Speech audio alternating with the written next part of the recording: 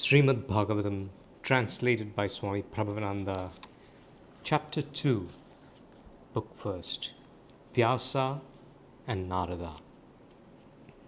The great sage VYASA, while sitting in meditation at the Badarika ashrama in the Himalayas, saw in a spiritual vision that a great change was approaching, an epochal change, and that with this change people were likely to become more worldly and to forget all spiritual truths. He pondered deeply upon this and speculated as to what could be done to help humanity. At last, after much thought and meditation, he decided to bring together the Vedas. As a first step, he made of them 4 groups and so taught them to his disciples. Then, to adapt the teachings of the Vedas to the understanding of all, he wrote the great epic, the Mahabharata. All this he did for the good of humanity. But even then his heart was not satisfied. He felt that his mission was incomplete and that the world was in need of something more. One day, while he was still pondering what further he could do to serve humanity, the great sage Narada appeared before him. Vyasa, reflecting that he might receive comfort from the sage, thus began. O most honored sage, though I have attained to the highest truth and the fullness of life, my heart is sad for humanity. You, who are a sage of great wisdom, know the thoughts of all. Please tell me how I can bring truth to mankind. Narada said, Vyasa, you are the wisest man of the age. The world is in need of another great book of wisdom from you. Write it so that every verse will sing the glory of the Lord and instill a great love for Him into the hearts of men. For your subject, take the great truth, there is none greater, that in the liberated soul, love and knowledge are at last reconciled. And for the perfect illustration of this truth, tell again the story of the divine life of Sri Krishna, the God of love. Divine love, which delivers us from all evils and from all impurities, is supreme. Supreme love and supreme wisdom are one.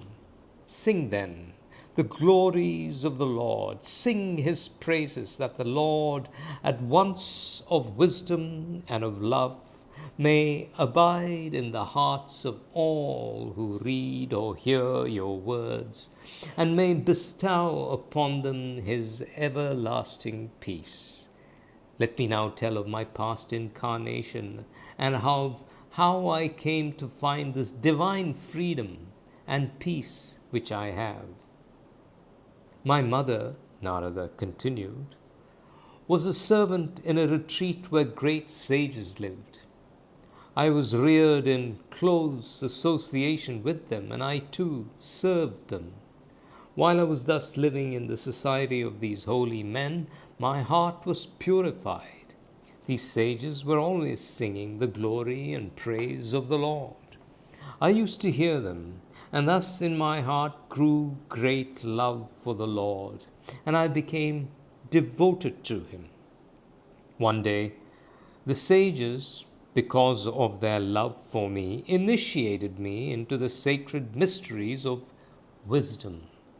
The veil of ignorance was removed, and I knew my real self as divine.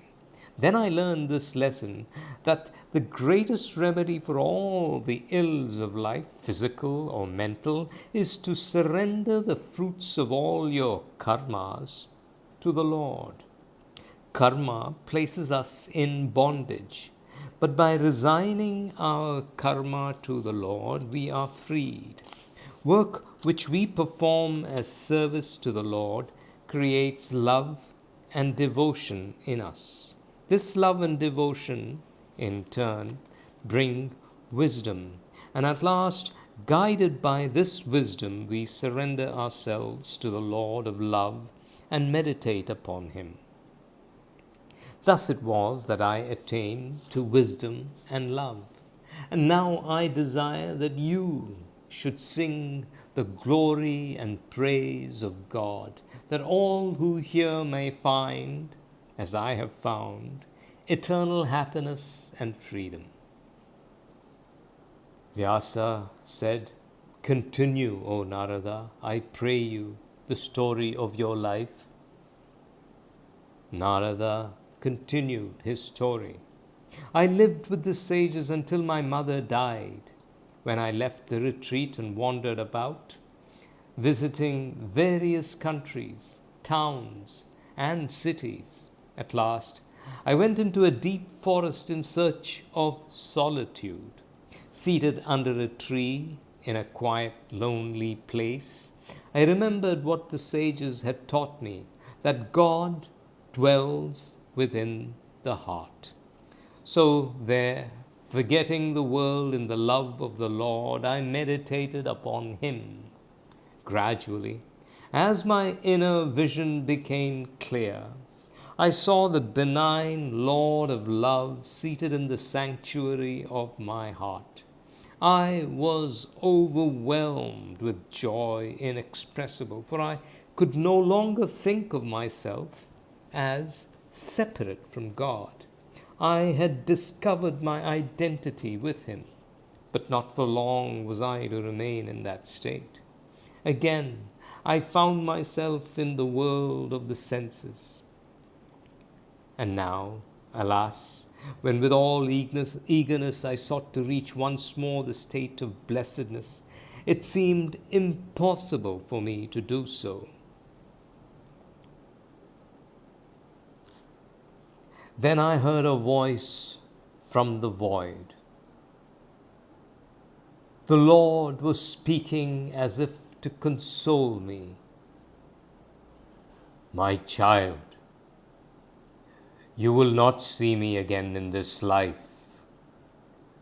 Those who have not their desires quenched cannot see me. But because of your devotion to me, I vouchsafed that experience to you once. Saints devoted to me gradually give up all desires, live in the company of the holy, attend upon them, and fix your mind firmly on me. Thus, you will ultimately realize your unity with me. Then there will be no more separation for you, nor will there be for you any more death or destruction." I bowed down in reverence and gratitude. After that, I wandered about in many countries chanting His name, meditating on Him, singing His glory and praise. In due time, I gave up the body and became united with the Lord. I lived in that blessedness of union for a whole cycle. In the beginning of the next cycle, I was sent forth into this world, where, now living a life of purity and continence, I can wander about everywhere, in every loka, through the grace of the Lord. Wherever I go, I play on my veena, sing the praises of the Lord, and the Lord of love is always manifest in my heart. Those who hear my songs in praise of the Lord find peace and freedom. Narada, having ended the story of his life, took leave of Vyasa and went away. After Narada had departed, the great sage Vyasa went to Samyaprasha, the holy retreat on the bank of the Saraswati. There, as he sat in meditation, his mind became deeply concentrated through love for the Lord, and he beheld the Father, Mother, God omnipotent. He realized how man, though divine and free, through ignorance believes himself bound, but also how through devotion to Sri Krishna, the Lord of love, this ignorance can be dispelled. With this truth in his heart, he wrote the sacred book, the Bhagavatham, for the good of mankind. He then taught this wisdom to his son Ch2, who was born pure and free from all attachment.